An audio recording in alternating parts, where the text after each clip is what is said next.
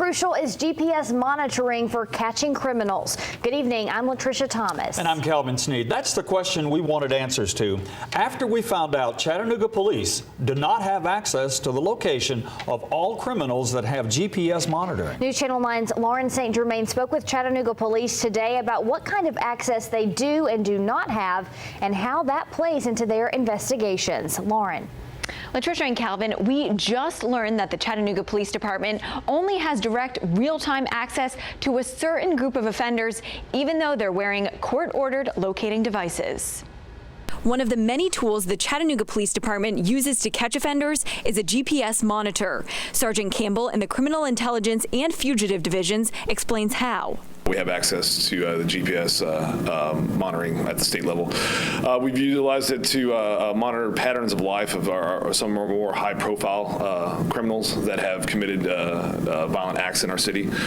We've used it to solve crimes. In Chattanooga and Hamilton County, there are 152 offenders on Tennessee Department of Corrections or state GPS monitoring.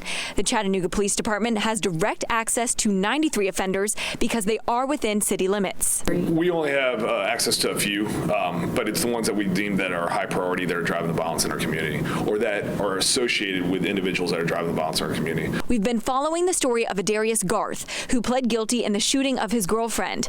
County Corrections monitored his whereabouts, but even though supervisors for CPD assigned a patrol unit to find him, they say that GPS information was never shared. This week, the city asked to have direct access to the county's GPS monitoring program, but they say they were denied. That means they need to take extra steps. However, the county can provide us that data and patterns of life if we request it. GPS is just a tool. There's multiple things.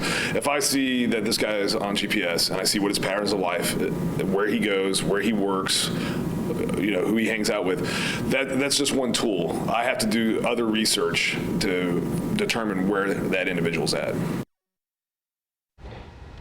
Sergeant Campbell says they use the state GPS monitoring more often because they're dealing with higher profile criminals. We also reached out to the Hamilton County Sheriff's Office, and they don't have access to the County Corrections GPS monitoring either.